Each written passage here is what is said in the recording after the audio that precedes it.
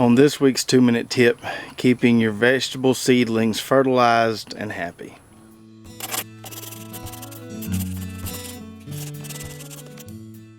So on the last 2-minute tip, we talked about what to look for in a seed starting mix, and we talked about our favorite seed starting mix. But what do we do once those vegetable seeds germinate, start to sprout and grow? So once those seedlings emerge from the soil and form their first set of true leaves, which is actually their second set of leaves, that's when we want to really start pumping some fertilizer to these guys. And our favorite tool for doing that is this little simple piece right here called the brass siphon mixer. Now this is the perfect tool for injecting fertilizer into a small watering system where you're going to be using a shorter hose and you're going to be doing mostly hand watering. So this brass siphon mixer is really easy to install. You just hook it up to your faucet and then hook your water hose up beneath it. It's got a built-in backflow preventer, so it's going to not allow any fertilizer to go backwards back into your water system.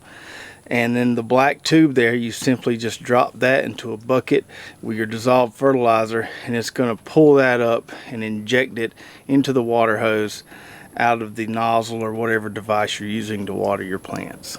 Now you could use any type of water soluble fertilizer, but we really like to use our 20-20-20 on these vegetable seedlings, and it works really well with this brass siphon mixer.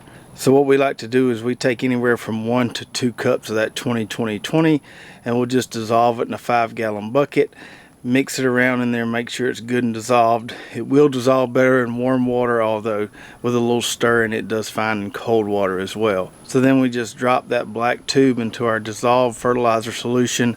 That's going to pull up that fertilizer and inject it into our water supply at a 16-to-1 ratio. That means for every 16 gallons of water we put out, we're also putting out 1 gallon of that fertilizer solution. Now as far as frequency goes, we like to fertilize these seedlings or these vegetable transplants at least twice a week. So when we're not fertilizing the transplants and we're just watering these plants, we'll keep just a clean bucket of water and we'll move that tube over to that clean bucket of water. When we're not fertilizing, move it back to the fertilizer solution when we want to fertilize. So if you're growing your own transplants, and you definitely should be, make sure you give them plenty of fertilizer when they're young so they'll be nice and healthy when you move them out to your vegetable garden. Hope you enjoyed this week's 2-minute tip. We'll see you next week.